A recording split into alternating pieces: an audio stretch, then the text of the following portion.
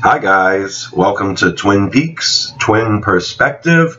This is a small installation of thoughts we thought you didn't think of.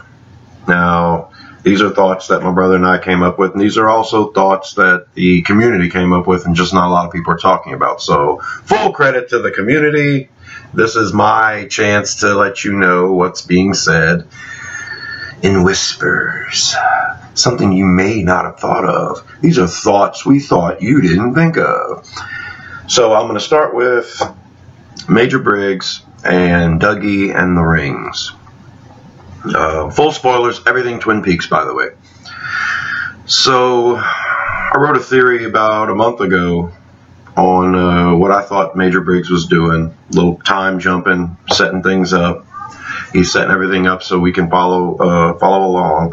He seems to be clairvoyant at times, and so he's been to the past and he's been to the future, and he's come back in different times.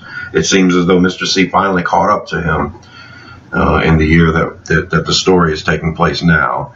But I believe that Major Briggs may have known that this was going to happen. I'm not sure if he's willingly sacrificed himself or if it was just part of how it all went down, but I believe he has been leaving these clues. That's why his fingerprints were left 15 different times. He's been jumping around, adjusting things to his own method. This is all under his design.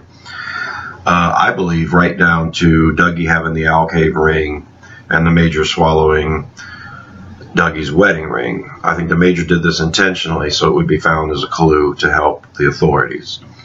Now, whether Major Briggs gave Dougie the Owl Cave ring or not, I'm not sure. We don't know where the Owl Cave ring went by the time the missing pieces, Fire Walk With Me, Annie had it. A nurse took it from Annie. We don't know where it went since then. The next time we see it, Dougie Jones is wearing it. So for right now, I'm going to say the Major gave Dougie this ring to prevent him from being possessed by an evil spirit. You know, some people say the ring is it forces Bob to kill you. Some people say it keeps Bob from possessing you. You know, take it the way you want to take it. Maybe the ring is the Owl Cave ring was a mark on Dougie to let someone know that they should kill him. I don't know. I haven't figured it out yet, but that's as close as I've gotten to it. I can't be 100% sure if the Major gave Dougie the ring. Leave your comments down below and let me know how this is contradicted. And but I am going to stick with my belief that the Major swallowed Dougie's wedding ring. Another thing that people haven't talked about much is, well, there's the deal with the text message. I didn't notice it, and a few people have. The text message that Mr. C sent was in small case letters. The text that Diane received was in uppercase letters. So now this has me thinking she may not be working directly with Mr. C. Mr. C may have sent this text to someone who he trusts, and then this person turned around and sent it to Diane, who Diane trusts. Kind of like the Philip Jeffries deal. We're not sure if it's Philip Jeffries. Mr. C wasn't sure who he was talking to there at the end, and Ray, apparently Ray and Daria were hired by this Philip Jeffries, so there's some double crossing going on. We know that Albert was in contact with Philip Jeffries before, and he thought he was helping Cooper out, so maybe this is what's going on with Diane. Perhaps she doesn't know where the text came from or who sent it, but it does appear to be slightly different. The same words, just different case lettering. So that's something to think about for all you that don't want to see Dirty Diana pop up anytime soon. Poor Dirty Diane, that would just be heartbreaking. We finally get to meet her, and, well, we'll see. The farm. The farm that Mr. C showed up at, I don't believe is the farm that Ray was talking about. There was no mention of Ray at all when Mr. C showed up and spoke to Hutch and Chantal. So I'm left to believe that there's another area that Mr. C is going to now that they did refer to as the farm. And I'm going to assume that this is where Beulah and Otis stay. I'm going to assume that this is technically the farm. And we'll see if Ray's hanging out there in the coming episodes and if Mr. C catches up to him. The other thing, the doubleheader. Mr. C asked Hutch and Chantal to kill the warden in a couple of days. And then Mr. C says, I may have a double header for you in Las Vegas. Now, when he said that, the first thing I thought was he may have 2 people for you to kill in Las Vegas. But the double header would be you kill the warden first, and then the second game would be in Las Vegas. So I think Mr. C's given Duncan Todd a chance to come through to kill Dougie, and if Mr. Todd can't hire anyone to do that in the next couple of days, then Mr. C is going to have to hire ever reliable Hutch and Chantal to take care of it.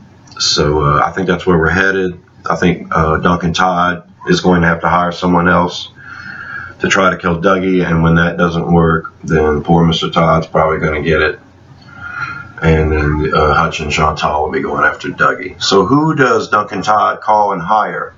When we left the scene in the last episode, he was calling Roger to come into the office, so you would think he was going to give Roger some money to go and give to someone else that he's hiring to kill Dougie.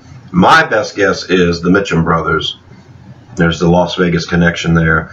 The Mitchum brothers seem to be mob bosses of some type, so I assume we're going to see that in the next episode. Duncan Todd gives money to Roger. Roger hires the Mitchum brothers, and they'll be interested in taking care of this guy on their own personal level because of all the money he won at their casino, one of their casinos. So I wanted to bring that up too. It's pretty interesting. The doubleheader. Oh, let's play too. I always thought Tim Roth was going to play Hutch. As soon as Jennifer Jason Leigh was introduced in the second episode, and we found out she had a husband named Hutch, I had this image of Jennifer Jason Leigh and Tim Roth wreaking havoc and thinking this would just be amazing. Now we're heading to part 10, which is 8 parts later. But, you know, we finally do confirm that Tim Roth is Hutch and that they are killers. And we'll see how that works out. But that's something I've been waiting on for 2 months now. Jerry in the woods, you know, he may be high. He may have found something out there. My brother suggests right now Jerry has one foot planted in reality and the other foot is going places. It's gone places, and we'll see where that goes. But what's some other thoughts that we thought you didn't think of? In the Moave / power station, where the woman with no eyes was there, and then later on it was the American Girl played by Phoebe Augustine. When she lifts her watch and looks at the time, and we see the time change from 2:52 to 2:53, there's also a date on that watch, Saturday the 1st. Now, my brother is the only one that's mentioned this, and so I wanted to drop this real quick here too. Right now, according to Sheriff Truman, we are at September 29th.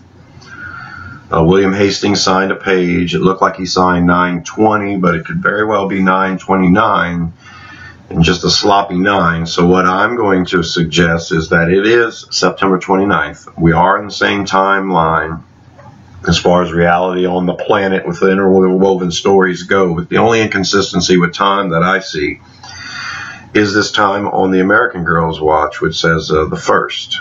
The last time Saturday was on October 1st was in 2016. I always thought the show was taking place in 2015. I'm still going with that. I'm just going to assume that when Cooper left this room through the electrical socket, he left this room on the 1st of the month. And when he arrived to take Dougie's place, it was actually in the past, about a week or so before the 1st. We've got Hawk, Bobby, and Sheriff Truman with this message from Briggs. They are supposed to arrive at a certain place on October 1st or October 2nd. So, could Cooper be exiting this place again? And instead of entering into Dougie in the past, perhaps coming to where these guys are going? You know, 253 yards east of Jackrabbit's Palace.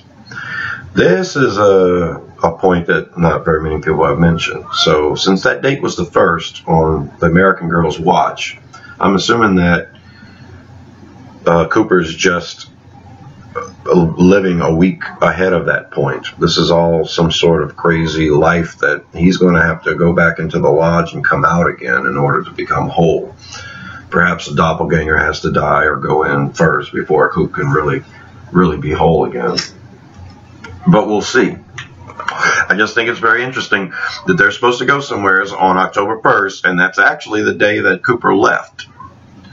You know, that's kind of the way I'm looking at it right now. So, another interesting thought. This video has been going on 10 minutes now, so I don't have anything written down. I'm trying to remember all this stuff off the top of my head. If I think of anything else, I may throw another video together tonight. If not, leave your comments. Let me know some other things you thought of that maybe other people didn't think of. And those are some things I have for this week. Can't wait for the next part, part 10. Laura is the one. In case you didn't see our recap and review, check that out at Rosenfield 10. And my brother predicts Major Briggs will say Laura is the one. I predict that Johnny Horn is going to say Laura is the one. I can't think of anything else off the top of my head, but I hope you guys are enjoying this videos, and please subscribe to Rosenfield 10 for more content. Thanks for tuning in. This has been Twin Peaks Twin Perspective. Thoughts we thought you didn't think of. And I'll be talking to you again soon. Bye.